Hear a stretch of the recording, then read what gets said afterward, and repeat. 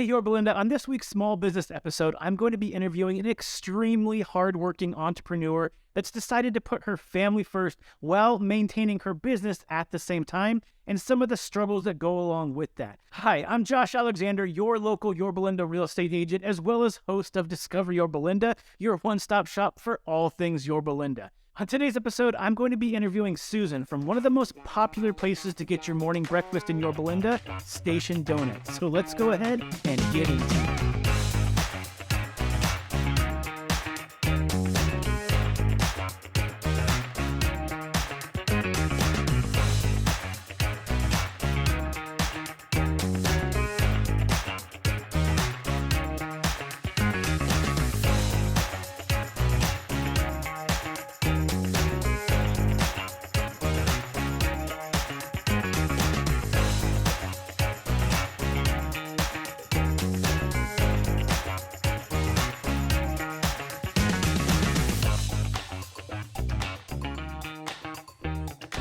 Okay, everybody, so I'm here today with Susan from Station Donuts here. So I have a few questions for you today. So number one, how did you come to own Station Donuts? And kind of give me a little bit of background of why you decided to make this donut store. Okay, so we bought Station Donuts because our brother was telling us that there is a shop here in Yorba Linda and the owner was looking to sell. Okay. So we never know of Yorba Linda or anything. Like, we don't live nearby. We live about an hour away. But what makes us wanting to do business in the beginning is because my husband, he used to be in hospitality. Okay. So he worked in the hotel. He used to be like a manager there. So his shift was all over the place. And I used to be a retail manager. Okay. So we both work roughly about 10, 12 hours a day already. But we would have opposite schedule. So we never had that sense of family. His days off were separate from my days off. Even though I made my own schedule at the time, but we would have to cater to the business and not so much of what we wanted. So my random days off would be like Monday, and then like Tuesday, and then his day off would be like Wednesday or Thursday. So we never saw each other. Correct. Okay. And then we had our boys. At the time, he was only 2. And when we were looking at Station Donuts, I was still pregnant. Okay. 8 months, ready to give birth. And then once I gave birth, that was it. That was something, you know what? Get the business going. And that's how we came to Station Donuts. Okay. We worked together 7 days a week. Okay, yep. Yeah, so from going from barely singing to working every single day together. Correct. Except, we have more time now because we make our own schedule here. Yeah. We decided to shorten the hours for the family needs, especially when we live so far. Initially, the previous owner had the stores open until 5 p.m. And then I shortened it to 3 o'clock. Okay. Even with 3 o'clock, sometimes I don't get to go home by 3 o'clock. I was stuck in traffic and then ended up going home by 6 or 7 p.m. Okay. And then when COVID hit, that's when I said, you know what, 12 noon is the time. Because it seems like even if we stay open until later, nobody really come in anyway. So 12 noon, so we still have half a day. We still have time to go pick up our kids. And you can do homework with them. We can still do a lot with them. Okay, so you've got family back now. We're able to see them at least, and you're obviously working with your husband every day on here. Yes. So what kind of so you did retail, so what kind of drew you to a completely different thing where now you're doing donuts versus retail? Transition. Okay. None of us know anything about donuts. I remember sitting in the chair looking towards the front. Yep. No customer. We invested because we both quit our full-time job. Okay. We have 2 kids. We own a home. We own 2 cars. Yep. We have all these bills, and we didn't have a lot of customers then because, for some reason, some customers, they don't believe in new owners. Gotcha. So some still stick with us until today, and we lost some customer along the way. Okay. But I remember there's a day when I was sitting there crying, like, why did we do this? Yeah. Why? That's a lot of pressure to be under. Why did we do this? All that financial obligation and you're just going full force into something you've never done before. So Correct. it takes a lot of courage to be able to do, especially with the family that you're trying to provide for. So were you just basically learning how to make donuts yourself? Did you have someone to help you teach that whole process, or how did that work? My husband went to train with like a family friend Okay. for a couple of months. He said, okay, I'm ready. And when we bought the shop, no, he was not ready. He was not ready. So we Which you ever are, really. So we were receiving complaints how the donuts were raw sometimes, Okay. overcooked sometimes, donuts don't taste good. Yep. But we made a lot of mistakes and we learned from our mistake. Yep. And we decided to make the change. We call new suppliers where they can provide some techs. So the tech would come in and show us how to make certain things. Not sure. That's the donut side of it. Okay. As far as decoration part of it, the previous owner used to make, those giant donuts, those sport themed donuts. Yep. So I took my very first order.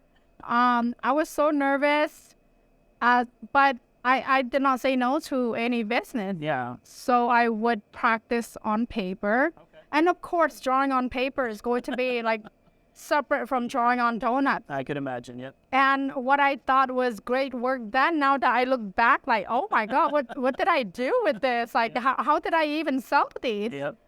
And word of mouth was something that I got a lot from customers. So I would make orders for customers. They would tell their friends and family. Okay. And they all came back. And like, it's you learn as you practice as you go, right? Yeah. So the more I took those orders, Yeah. the more I get out of it. Yeah. And so I've done thousands of Yeah. like custom donuts from the time I took over to now. Okay. Like yesterday alone, Valentine's Day, I probably decorated over 1,500 donuts. Just one day. Yeah. And one person Yeah. does everything. That is impressive. So you're basically the pastry artist. Yes. And then what is your husband's doing the baking then? Yes. Okay. Gotcha. So it's a good team effort on that. It's a team. It's a team. I cannot do this without my husband. Okay. And I know selling regular donuts alone won't probably help us survive with the whole inflations now. Yeah. So the regular donuts by itself won't help us pay the whole bill. So it has to be custom donuts. So he needs me as much as I need him. Yep. Perfect partnership. Yeah. For family as well as for the business side. Okay. So we kind of talked about it a little bit, but obviously you have donuts here at his donut store. You do specialty donuts as well. What kind of specialty donuts do you see ordered the most that you kind of enjoy doing? I've done a lot of birthdays. I've done it all. Customer order my donuts for funerals, for wedding proposal, for baby shower, bridal showers, bachelor. I've done for almost every occasions out there that you can think of. Yeah. Sometime customer have something they have in mind already. They bring it over, and I just need to bring their visions to life. Okay. Or sometime customer would come to me and say, hey, this is a theme and this is the color I want, and they trust my judgment. Okay. And they let me freestyle it.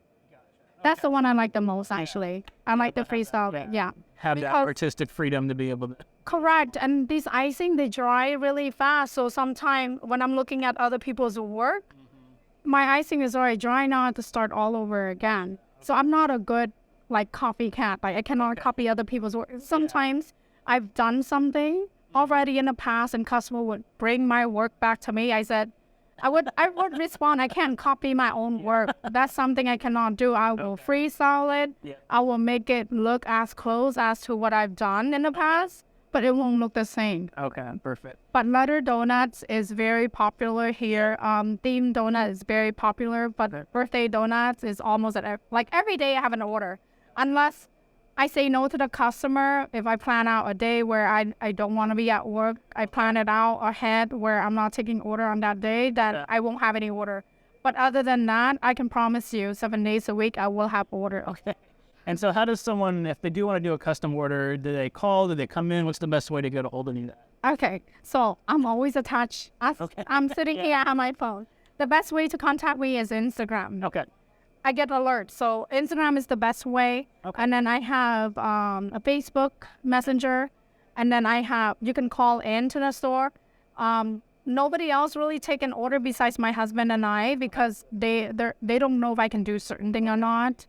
You can walk in, Okay. but As long as you're here, basically. correct. But it would help if the customer walk in, they know what they want, because even when I'm here, I'm doing everything else in the store. Gotcha. I'm not just here decorating donuts. I sell, I clean, Okay. I prepare for the next day. Yeah.